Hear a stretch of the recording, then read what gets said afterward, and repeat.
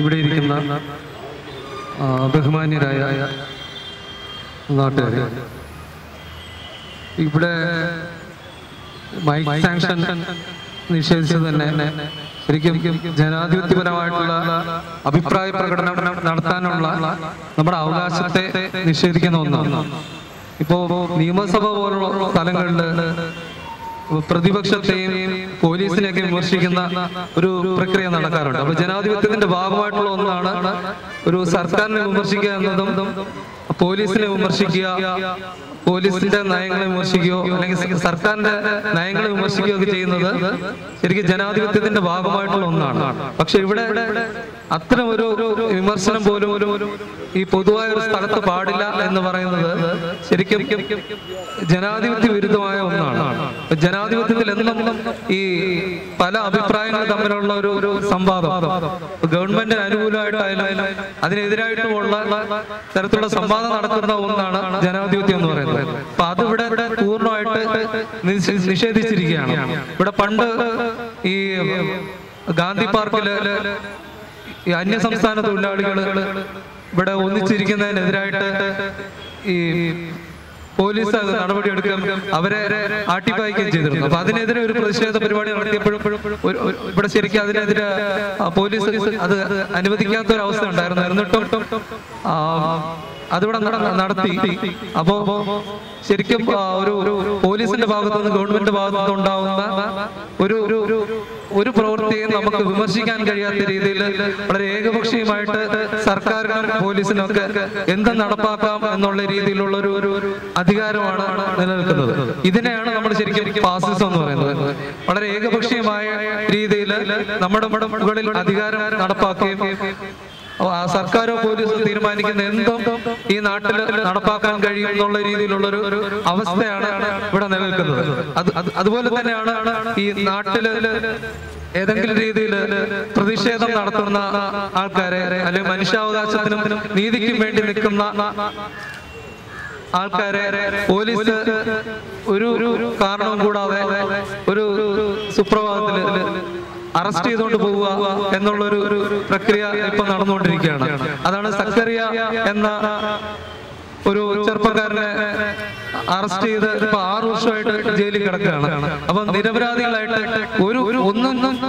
ഒരു തരത്തിലും ഒരു കാര്യത്തിലും ഇടപെടാത്ത മനുഷ്യരെ പോലും വളരെ നിരപരാധികളായിട്ടുള്ള ആൾക്കാരെ പോലും പോലീസിന് തോന്നുന്ന രീതിയിൽ അറസ്റ്റ് ചെയ്യുകയും അവരെ ജയിലിൽ അടയ്ക്കാൻ കഴിയുന്ന രീതിയിലുള്ള ഒരു അവസ്ഥയാണ് നിലനിൽക്കുന്നത്. പക്ഷെ നമ്മൾ നോക്കുകയാണെങ്കിൽ കേരളത്തിലെ ഒരു അവസ്ഥ നമ്മൾ നോക്കുകയാണെങ്കിൽ കേരളത്തിൽ മാത്രമല്ല ഇന്ത്യയിൽ തന്നെ നടന്നുകൊണ്ടിരിക്കുന്നത് എപ്പോഴും ഇത്തരം നീതി നിഷേധം ശരിക്കും അനുഭവിക്കേണ്ടി വരുന്നത് സമൂഹത്തിലെ ഏറ്റവും കീഴാളരായ ജനങ്ങളാണ്. ദളിതരും മുസ്ലിങ്ങളും ആണ് പ്രധാനമായിട്ട് ഇത്തരം എല്ലാ നീതി നിഷേധത്തിനും വഴങ്ങേണ്ടി വരുന്നത്. അതല്ലാതെ നമ്മൾ നോക്കുകയാണെങ്കിൽ മുസ്ലിങ്ങൾ ആണ് ഏറ്റവും കൂടുതൽ ഇപ്പൊ ജയിലിൽ കിടക്കുന്നത്. അപ്പൊ UAPA കാര്യം തന്നെ കേരളത്തിൽ തന്നെ UAPA ചാർത്തപ്പെട്ടിട്ടുള്ള 124 പേരിൽ അതിൽ 96 പേരോളം മുസ്ലിങ്ങളാണ്. അപ്പം 75% പേര് UAPA ചാർത്തപ്പെട്ടവര് മുസ്ലിങ്ങളാണ്. അപ്പം മുസ്ലിങ്ങളല്ലാതെ ഒരു സമുദായം എന്ന രീതിയിൽ എപ്പോഴും മുസ്ലിങ്ങൾക്കെതിരെയാണ് ഇത്തരത്തിലുള്ള ഒരു UAPA പോലുള്ള നിയമങ്ങൾ, ഡ്രക്കോണിയൻ നിയമങ്ങൾ ശരിക്കും നടപ്പാക്കപ്പെടുന്നത് മുസ്ലിങ്ങൾക്കെതിരെയാണ്. എന്നാൽ ഒരു സമുദായം എന്നുള്ള രീതിയിലല്ലാതെ രാഷ്ട്രീയ പ്രവർത്തകർക്കെതിരെ എപ്പോഴും UAPA ചാർത്തപ്പെടുന്നത് മാവോയിസ്റ്റുകളാണ്. അപ്പൊ മാവോയിസ്റ്റുകളെന്ന് പോലീസ് പേരിട്ട് വിളിക്കുന്നവരെയാണ് ശരിക്കും ഒരു സമുദായം എന്നുള്ള രീതിയിലല്ലാതെ രാഷ്ട്രീയ പ്രവർത്തകരെ UAPA ചാർത്തുന്നത്. അപ്പൊ മാവോയിസ്റ്റുകൾ, മുസ്ലിങ്ങൾ ഇവരാണ് പ്രധാനമായിട്ട് ഭരണകൂടത്തിന്റെ ആക്രമണങ്ങൾക്കും നീതി നിഷേധത്തിനും ശരിക്കും ഇരയായിക്കൊണ്ടിരിക്കുന്നത്. അപ്പൊ ഈ രീതിയിൽ വളരെ ശക്തമായിട്ടുള്ള രീതിയിൽ ഒരു ഭരണകൂട ഭീകരത ഇപ്പൊ അടിയന്തരാവസ്ഥ കാലഘട്ടത്തിലാണെങ്കിൽ അടിയന്തരാവസ്ഥ എന്നൊന്ന് നിലനിൽക്കുന്നു എന്നുള്ളതുണ്ട്. അത് നിലനിർത്തിക്കൊണ്ടാണ് പല പ്രതിപക്ഷങ്ങൾക്കെതിരെയും സർക്കാരിനെതിരെയും പ്രതിഷേധങ്ങൾ നടത്തിയിട്ടുള്ളവരെ അറസ്റ്റ് ചെയ്തത്. എന്നാൽ ഇന്ന് അത്തരത്തിൽ ഒരു അടിയന്തരാവസ്ഥ പോലും ഒന്നും നിലനിൽക്കുന്നില്ല. പക്ഷേ വളരെ പലപ്പോഴും ജനങ്ങൾ പോലും അറിയാതെ ഓരോ രാത്രികളിലും പല പ്രവർത്തകരുടെ മനുഷ്യാവകാശ പ്രവർത്തകരുടെ വീടുകളിലൊക്കെ റെയ്ഡ് ചെയ്യുക, അല്ലെങ്കിൽ അവരെ അറസ്റ്റ് ചെയ്തുകൊണ്ട് പോവുക, ആരും അറിയാതെ അറസ്റ്റ് ചെയ്തുകൊണ്ട് പോവുക, അത്തരത്തിലുള്ള വളരെ ഭീകരമായ ഒരു അന്തരീക്ഷമാണ് ഇവിടെ നിലനിൽക്കുന്നത്. ഇപ്പം സൽമാൻ എന്ന ചെറുപ്പക്കാരനെ തിയേറ്ററിൽ വെച്ച് അറസ്റ്റ് ചെയ്തത് ആ രീതിയിലാണ്. തിയേറ്ററിൽ ഈ ദേശീയ ഗാനത്തിന് സമയത്ത് എഴുന്നേറ്റില്ല എന്നുള്ള ഒരു ആരോപണത്തിന്റെ പുറത്ത് ഒരു ദിവസം രാത്രി 12 മണിക്ക് വീട്ടിൽ നിന്ന് അറസ്റ്റ് ചെയ്തിട്ട് പോകുന്നു. പിന്നെ 35 ദിവസം ജയിലിൽ കിടക്കേണ്ടി വരികയാണ്. അപ്പൊ ഈ രീതിയിൽ ആർക്കെതിരെയും എപ്പോഴും വേണമെങ്കിലും പോലീസിന്റെ ഇഷ്ടപ്രകാരം നടപടി എടുക്കാൻ കഴിയുന്ന രീതിയിലുള്ള വളരെ ഭീകരമായ ഒരു പോലീസ് ഭരണമാണ് ശരിക്കും ഇപ്പൊ കേരളത്തിൽ നിലനിൽക്കുന്നത്. അപ്പൊ ഈ രീതിയിൽ വളരെ ഭീകരമായ മനുഷ്യാവകാശ ദംശനം നടന്നുകൊണ്ടിരിക്കുക. എന്നാൽ ഈ മനുഷ്യാവകാശ ദംശനങ്ങൾക്കെതിരെ നമുക്ക് സംസാരിക്കാനുള്ള അവകാശം പോലും നിഷേധിച്ചുകൊണ്ടിരിക്കുകയാണ്. അതാണ് ഇവിടെ മൈക്ക് സാക്ഷൻ പോലും നിഷേധിക്കുന്ന ആ രീതിയിലാണ്. ഇത്തരം ഒരു മനുഷ്യാവകാശ നിഷേധത്തിനെതിരെ ഒരു പ്രതിഷേധ പരിപാടി പോലും അനുവദിക്കാത്ത രീതിയിൽ ഇപ്പൊ പോലീസിനെതിരെ സർക്കാരിനെതിരെ സംസാരിക്കാതെ എങ്ങനെയാണ് ഇത്തരം ഒരു നീതി നിഷേധത്തിനെ നമുക്ക് ചോദ്യം ചെയ്യാൻ കഴിയുക? അപ്പോ പോലീസും സർക്കാരും എന്ത് ഭീകരമായ അന്തരീക്ഷം സൃഷ്ടിക്കുകയോ അല്ലെങ്കിൽ ഏത് രീതിയിലും മനുഷ്യാവകാശം നിഷേധിക്കുകയാണെങ്കിലും അതിനൊന്നും ആരും ചോദ്യം ചെയ്യാതെ അടിമകളെ പോലെ എല്ലാം അംഗീകരിച്ചുകൊണ്ട് ഈ അധികാരത്തിന് കീഴ്പ്പെടണം എന്നുള്ള രീതിയിലാണ് ഇപ്പോൾ അത്തരം ഒരു സമീപനമാണ് സർക്കാർ സ്വീകരിക്കുന്നത്. പക്ഷേ അതിനെ നിഷേധിച്ചുകൊണ്ട് മാത്രമായിരിക്കും നമുക്ക് ഇത്തരം പോലീസും സർക്കാരും പ്രതിഷേധങ്ങളെ പോലും ഒരു മനുഷ്യാവകാശ ദംശനം നടന്നിട്ട് അതിനെതിരെ പ്രതിഷേധിക്കുന്നതിന് പോലും അനുവദിക്കാത്ത ഒരു സാഹചര്യത്തിൽ അത്തരം അവകാശങ്ങൾക്ക് വേണ്ടി സമരം ചെയ്തുകൊണ്ട് മാത്രമാണ് നമുക്ക് ജനാധിപത്യത്തെ നിലനിർത്താൻ കഴിയുക. അപ്പോ തുടർച്ചയായിട്ട് ഇത്തരത്തിലുള്ള ഇതൊരു ഒരു വ്യക്തിക്കെതിരെയോ അല്ലെങ്കിൽ ഏതെങ്കിലും ഒരു സമുദായത്തിനെതിരെയോ മാത്രം നടക്കുന്നതല്ല.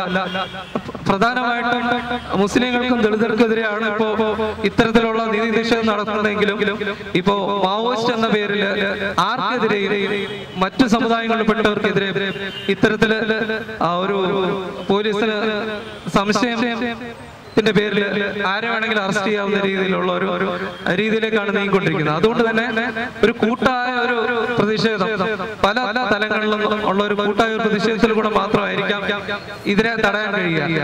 അല്ലെങ്കിൽ ഇത് ഭീകരമായൊരു അന്തരീക്ഷത്തില് ഭീകരമായൊരു സമീപനമായി മാറുകയായിരിക്കും ചെയ്യുക. സർക്കാരിന് ആരെയും ഏത് നിമിഷവും അറസ്റ്റ് ചെയ്യാനും അതിനെ നമുക്ക് ചോദ്യം ചെയ്യാൻ കഴിയാത്ത രീതിയിലുള്ള ഒരു സാഹചര്യം സൃഷ്ടിക്കപ്പെടും. UAPA പോലുള്ള നിയമങ്ങൾ ശരിക്കും ആ രീതിയിൽ കോടതിയോ അല്ലെങ്കിൽ നീതിന്യായ വ്യവസ്ഥയുടെ സാധാരണ രീതിയിലുള്ള എല്ലാ സംവിധാനങ്ങളെ തന്നെ നിഷേധിക്കുന്ന രീതിയിലുള്ള ഒരു ഭീകരമായ ഒരു നിയമമാണ് UAPA. അപ്പൊ UAPA നൽകുന്ന ഒരു അവകാശത്തിന്റെ പുറത്ത് സർക്കാരിന് ആർക്കെതിരെ കേസെടുക്കാനും ആരെയും ജയിലിൽ അടയ്ക്കാനും കഴിയുന്ന ഒരു ഭീകര നിയമമാണ്. അപ്പൊ അതിനെതിരായിട്ട് ഒരു കൂട്ടായ ഒരു പ്രതിഷേധവും വളരെ സജീവമായ ഒരു നിരന്തരമുള്ള ഒരു രാഷ്ട്രീയ പ്രവർത്തനത്തിലൂടെ മാത്രമായിരിക്കാം ഇത്തരത്തിലുള്ള ഇത്തരം കരിനിയമങ്ങളെയും പോലീസിന്റെ ഇത്തരം നിയമങ്ങളെയും ഇത്തരം നടപടികളെയും നമുക്ക് തടയാൻ കഴിയുക. അതുകൊണ്ട് തന്നെ ഈ കൂട്ടായ ഒരു ശ്രമത്തിന് വേണ്ടി പല രാഷ്ട്രീയ അഭിപ്രായങ്ങളുള്ളവർ ഒന്നിച്ച് കൂടുന്ന രീതിയിലുള്ള ഒരു രാഷ്ട്രീയമായിട്ടുള്ള ഒരു പ്ലാറ്റ്ഫോം വികസിപ്പിച്ചെടുക്കാൻ വേണ്ടി ദളിതരുടെ ഭാഗത്തുനിന്നും മുസ്ലിങ്ങളുടെ ഭാഗത്തുനിന്നും അതുപോലെ ഈ ഇടതുപക്ഷ രംഗത്തിന് റാഡിക്കലായ ചില ചിന്തകൾ വെച്ച് പുലർത്തുന്നവരും ഒക്കെ തന്നെ ഇപ്പൊ അവരെന്ത് രാഷ്ട്രീയ നിലപാടിന്റെ എന്ത് വ്യത്യാസങ്ങളുണ്ടെങ്കിൽ തന്നെ ഇതുപോലുള്ള ഒരു ഭരണകൂട ഭീകരതയ്ക്കെതിരായ ഒരു കൂട്ടായ ഒരു പ്രതിഷേധത്തിനും അത്തരം ഒരു മൂവ്മെന്റിന് വേണ്ടി എല്ലാവരും ഒത്തുചേരേണ്ടതുണ്ട്. അപ്പൊ ഈ വെൽഫെയർ പാർട്ടി പോലുള്ള വളരെ ലെജിറ്റിമേറ്റ് ആയിട്ടുള്ള തെരഞ്ഞെടുപ്പിൽ നിൽക്കുന്ന ഒരു രാഷ്ട്രീയ പാർട്ടിക്ക് പോലും പ്രതിഷേധ പരിപാടി നടത്താൻ കഴിയാത്ത രീതിയിലുള്ള ഒരു നിഷേധം നടത്തുന്നതിന്റെ പിന്നിൽ നമുക്ക് കൃത്യമായിട്ട് അറിയാം. അതിലൊരു സർക്കാരിന് ശരിക്കും സർക്കാർ നോക്കുന്നത് ഈ മുസ്ലിങ്ങൾ ഏതെങ്കിലും രീതിയിലുള്ള പ്രാതിനിധ്യം കൂടുതലുള്ള ഒരു സംഘടനയ്ക്കെതിരെ അവർ വളരെ സംശയത്തോടെയാണ് എപ്പോഴും നോക്കുന്നത്. മുസ്ലിങ്ങളെ സംബന്ധിച്ച് എപ്പോഴും രാജ്യത്തോടുള്ള കൂറും ഒക്കെ തെളിയിക്കേണ്ട ഒരു ബാധ്യത നിലനിൽക്കുന്നുണ്ട്. അപ്പൊ അതുകൊണ്ട് തന്നെ ദളിതരും മുസ്ലിങ്ങളും ഒക്കെ ധാരാളം പ്രവർത്തിക്കുന്ന അല്ലെങ്കിൽ അവർക്ക് കൂടുതൽ പ്രാധാന്യമുള്ള സംഘടനകളെ ശരിക്കും തടയാനുള്ള ശ്രമങ്ങളായിരിക്കാം സർക്കാർ എപ്പോഴും ചെയ്യുക. അപ്പൊ ഇന്നത്തെ ഒരു രാഷ്ട്രീയ സാഹചര്യം നമ്മൾ നോക്കിക്കഴിഞ്ഞാൽ സാധാരണ ഇടതുപക്ഷത്തിന്റെ വളരെ യാഥാസ്ഥികമായിട്ടുള്ള അല്ലെങ്കിൽ സാമ്പ്രദായികമായിട്ടുള്ള ഇടതുപക്ഷ വലതുപക്ഷ പാർട്ടികൾക്ക് അപ്പുറത്തേക്ക് പുതിയ ദളിതരുടെ മുസ്ലിങ്ങളുടെയൊക്കെ ധാരാളം പ്രസ്ഥാനങ്ങൾ ഉയർന്നു വരുന്നത് സർക്കാരിന്റെ പോലീസിനൊക്കെ തന്നെ ഒരു പേടി സ്വപ്നമായി മാറിയിട്ടുണ്ട്. അതുകൊണ്ട് തന്നെയാണ് ദളിതരും മുസ്ലിങ്ങളും ഒക്കെ ധാരാളമുള്ള പാർട്ടികളെ തടയിടുക എന്നുള്ളൊരു സമീപനമാണ് ഇപ്പം നിലനിൽക്കുന്നത്. അപ്പൊ UAP പോലുള്ള നിയമങ്ങൾ എപ്പോഴും ശരിക്കും അതിന് ഇരയാക്കപ്പെടുന്നത് ദളിതരും മുസ്ലിങ്ങളുമാണ്. അതുകൊണ്ട് തന്നെ ഇതൊരു കീഴാളരുടെ തന്നെ ഒരു കൂട്ടായ്മയും ഈ ഒരു പ്രശ്നത്തിൽ ഉണ്ടാവേണ്ടതുണ്ട്. അപ്പൊ മനുഷ്യാവകാശ സംസ്ഥാനത്തിനെതിരായിട്ടുള്ള ഒരു കൂട്ടായ പ്രതിഷേധത്തിന് ആഹ്വാനം ചെയ്തുകൊണ്ട് ഞാൻ എന്റെ വാക്കുകൾ ചുരുക്കുന്നു.